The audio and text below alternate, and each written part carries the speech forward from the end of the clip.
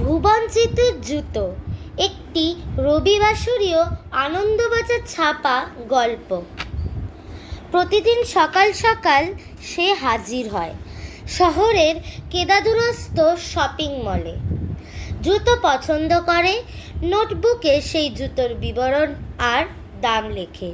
টাকা জমলেই কিনে নেবে, এমনই তার ইচ্ছে।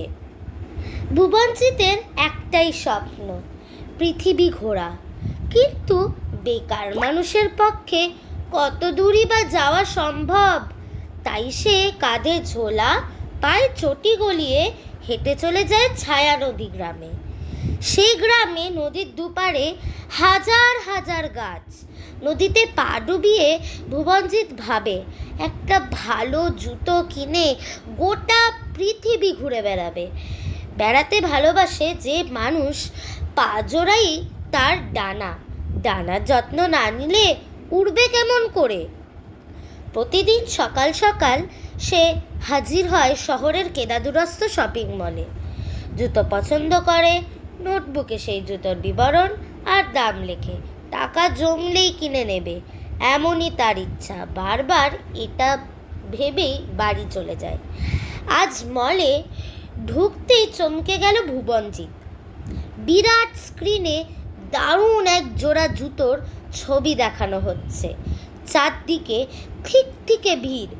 ঘোষণা চলছে, ছবিতে দেখানো জুতো যার পায়ে ঠিকঠাক বসবে সেই হবে জুতোর মালিক। স্ক্রিনের নিচে একটা পর্দা ঢাকা ঘরের সামনে লম্বা লাইন। ভুবনজিৎ বুঝলো ওখানেই রাখা আছে জুতোটা। সেসব ভাবছে লাইনে দাঁড়াবে।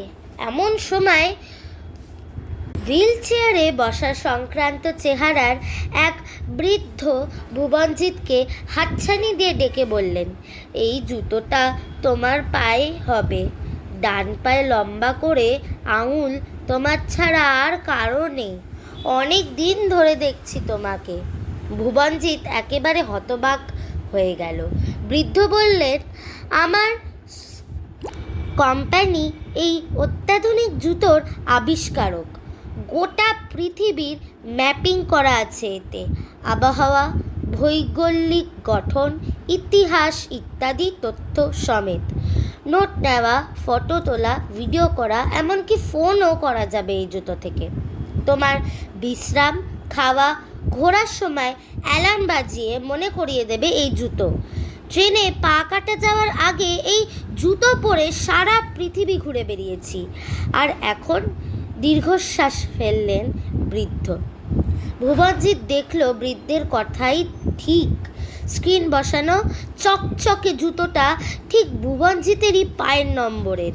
ভুবনজিৎ খুব আড়ষ্ট গলায় বলল, এটার দাম কত? মৃদু হেসে বৃদ্ধ বললেন, সময়, কোম্পানির টাকায়, তাদের নির্দেশে দেশ বিদেশে ঘুরবে, এটাই হবে তোমার কাজ। রাজি থাকলে বিনামূল্যে জুতো নিয়ে যাও। জুতোটা সত্যি ভুবনজিতের পা দুটোকে ডানায় বদলে দিল। জীবনটা ঘুরে গেল 180 ডিগ্রি। আজ জুরিক তো কাল স্তাদ, এই বোরা বোরা তো পরের দিনই কোস্টারিকা। ঘন ঘন তাপমাত্রা, টাইম জোন পরিবর্তন ভুবনজিতের শরীরের প্রভাব ফেলতে লাগলো। জুতোর সিস্টেম আপডেট করলেন বৃদ্ধ। এখন ভুবনজিতের খাওয়া, ওষুধ, ঘুম সব কিছু রুটিন বাঁধা। সময় সময় তীব্র স্বরে অ্যালার্ম বাজিয়ে জুতো ভুবনজিৎকে মনে করিয়ে দেয় কখন খাবে, কখন ঘুমোবে। এদিক ওদিক হওয়ার জো নেই। এই কারণে আজকাল জুতোটা পা থেকে খোলাই যায় না। অবশ্য শেষ আপডেটের পর সেটা কোনো সমস্যা নয়। বিশ্রামের সময় জুতোটা মোজার মতো হালকা ও আরামদায়ক হয়ে যায়। ঘরে থাকায় সময় তুলোর মতো হালকা। একদিন ভুবনজিৎ বৃদ্ধকে বলল, স্যার, এই জুতো সবই ভালো, কিন্তু এটা পরে ছায়ানদী গ্রামে যেতে গেলেই অ্যালার্ম বাজে। কতবার চেষ্টা করলাম, গাছে ঘেরা ও নদীতে অনেক দিন পা ডোবাইনি। বৃদ্ধ বললেন, জায়গাটা জুতোর মানচিত্রে নেই, পরে আপডেট করা যাবে। এখন তুমি সমুদ্র ঘুরে এসো। সমুদ্র, পাহাড়, নদী, শহর মিলিয়ে 1 মাস 70টিরও বেশি জায়গা ঘুরে ফেলল ভুবনজিৎ। প্রথম দারুণ লাগলেও ধীরে ধীরে ক্লান্তি বোধ করতে লাগলো সে। সবসময় ঘুম ঘুম ভাব, অথচ জুতোর অনুমতি ছাড়া 1 মিনিটও বেশি বিছানায় থাকার উপায় নেই। কর্কশ স্বরে অ্যালার্ম বেজে উঠবে। তার মনে হলো কয়েকদিন জুতোটাকে খুলে রাখলে ভালো হয় না। কথাটা বৃদ্ধকে বলতে তিনি বললেন, জুতোটা এখনো পরীক্ষাধীন, ওটা কি ভাবে পা থেকে খোলা যায় সেটা আবিষ্কৃত হয়নি। তবে তুমি চাইলে ওর সঙ্গে ছায়ানদীর গল্প করতে পারো। বছর খানেকের মাথায় জুতোটা কথা বলতে শিখে গেল। বৃদ্ধ ভুবনজিৎকে বললেন, তুমি ভাগ্যবান। জানো কত মানুষ জুতোটা কিনতে চান। আমিও কি পড়তে পারছি নিজের আবিষ্কার। ট্রেনের একটা ধাক্কায় দুটো পা। বৃদ্ধের গলা কাঁপে।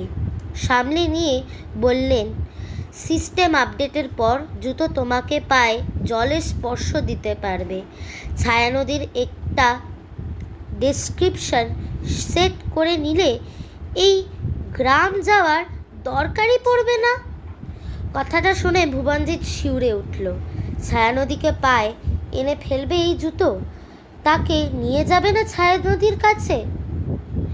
সারা রাত ঘুম হয়ে বসে রইল ভুবনজিৎ। জুতোর দিকে তাকিয়ে বলল, কোটিপতি বৃদ্ধ গাড়ি বিমান ছেড়ে রেলপথে কোথায় যাচ্ছিলেন তুমি জানো? তারাও কি কোনো ছায়ানদী আছে?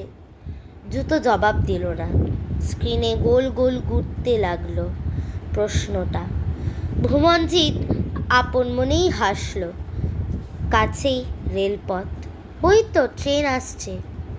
মাসখানেক পর ফের সেই শপিং মলের উজ্জ্বল স্ক্রিনে ভেসে উঠল জুতোর ছবি। চারদিকে থেকে ভিড়। তীক্ষ্ণ চোখে নতুন সেই জুতোর জন্য একজোড়া পা খুঁজতে লাগলেন বৃদ্ধ। তিনি জানেন এতক্ষণে ক্রাচে ভয় দিয়ে ছায়ানদীতে পৌঁছে গেছে ভুবনজিৎ। বেচারার হুইলচেয়ার কেনার ক্ষমতা নেই। নমস্কার।